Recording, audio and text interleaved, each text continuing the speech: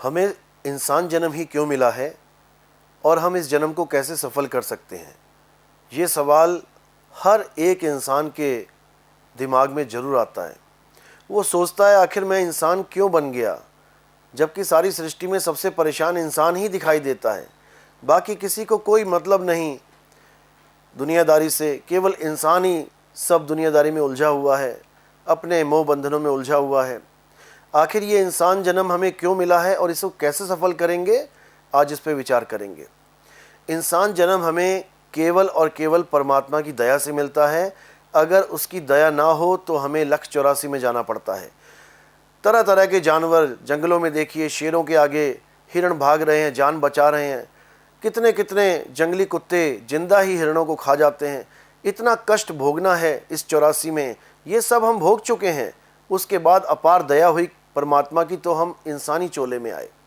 अब इस चोले में आके हमें केवल इंजॉय ही नहीं करना है कि हम अपने जीवन को केवल मनोरंजन में बिता के चले जाएं। इस जीवन को सफल बनाना है।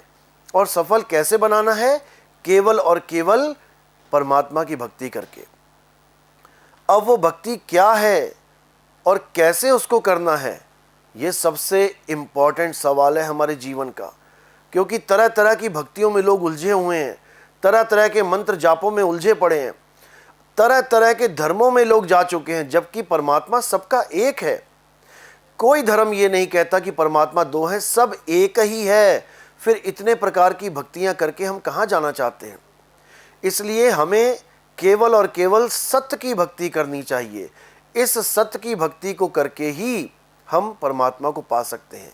लेकिन सत्य की भक्ति हम तब कर पाएंगे जब हम ये जान पाएंगे कि सत्य है क्या और असत्य क्या है। हम कहीं झूठ के लड़ तो नहीं लग गए हैं, कहीं हम झूठे को ही सच्चा तो नहीं मान बैठे हैं। इस पे हमने विचार करना है। और ये विचार हम तब कर पाते हैं जब हमारे जीवन में कोई गुरु आता है। गुरु ही हमें समझाता है कि सच क्या है और झूठ क्या है, सार क्या है, असार क्या है। कबीर साहब कहते हैं सतगुरु ऐसा चाहिए जैसा सूप सुहाए और सार सार तो गही रहे, थोथा दे उड़ाए। ऐसा गुरु जीवन में आ जाए जो हमें सत्य की भक्ति करवा दे, यानी उस एक परमात्मा की भक्ति करवा दे जो सारे कुल कायनात का एक परमात्मा है, वो दो नहीं है। जिसको साहिब ने बोला भाई रे दो जगदीश कहां से आया, कहो कौन बौराया। हिंदू मुसलमान सिख ईसाई आज झगड़ा करेंगे अगर धर्म के नाम पे, अगर झगड़ा करेंगे एक परमात्मा के नाम पे, तो सच में वो परमात्मा को समझ ही नहीं पाए। वो परमात्मा हम सबका परमात्मा है, वो किसी एक धर्म एक जात का नहीं है। हम उस एक परमात्मा को ना जानने के कारण लड़ रहे हैं, ना कि हम उसको जानने के बाद लड़ पाएंगे। हम कभी नहीं लड़ पाएंगे। जैसे एक पानी के बहुत से नाम रख दिए गए, जल, वाटर, नीर, तोय, पानी। अब इन पांचों नामों में जो उलझेगा, जो झगड़ा करेगा कि पानी से गला गीला होगा, जल से नहीं, जल से गला गीला होगा, वाटर से नहीं, वो सच में इस दुनिया में अज्ञानी ही कहलाएगा। झगड़ा तब खत्म होगा जब हम इन नामों से ऊपर उठ के उस तत्व तक पहुंचेंगे कि आखिर पानी कहते किसको हैं, आखिर जल कहते किसको हैं, आखिर वाटर है क्या। और जिस दिन हम ये जान पाएंगे उस दिन में यकीन मानना हम आराम से हर बंधन से दूर होके एक परमात्मा की शरण में आ जाएंगे। फिर उस परमात्मा को कोई नाम नहीं होगा कि कोई कहे राम और कोई कहे अल्लाह, कोई कहे वाहिगुरु, नहीं। ये सारे नाम तो इंसानों ने बनाए हैं। जब आदि मानव था उसके पास कपड़े पहनने को नहीं थे, खाने को कोई दाने नहीं थे, खेती बाड़ी जानता नहीं था, केवल जंगलों में शिकार करता था या फल फूल कंद मूल खा लेता था। तब उस आदि मानव के पास अग्नि तत्व भी नहीं था, पत्थर से पत्थर टकरा के उसने आग जलाना सीखा। तब उसके पास अक्षर कहां थे? उसके पास का खा गा घा ए बी सी डी अलिफ बे ते पे उड़ा एड़ा ईड़ी सस्सा हा हा कहां थे?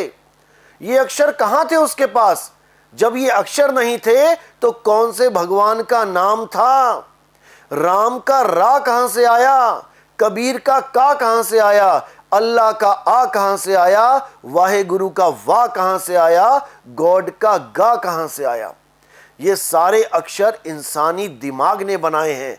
बहुत बाद में जाके आदि मानव जब था तब तो अक्षर थे ही नहीं। वो चित्रों का सहारा लेके अपने संदेशों को दूसरों तक पहुंचाता था। आज भी देखो गुफाओं में कितने चित्र बने पड़े हैं, चित्रों के द्वारा संदेश देता था। धीरे धीरे उन्हीं चित्रों पे उन्हीं अक्षरों का एक नाम लिखना शुरू कर दिया, अक्षरों की उत्पत्ति कर डाली, मुंह से जितने भी अक्षर निकाल पाया उसको लिपिबद्ध कर दिया, हर अक्षर का एक चित्र बना दिया। आज भी हम बच्चों को उन्हीं चित्रों को सिखाने के लिए स्कूलों में भेजते हैं।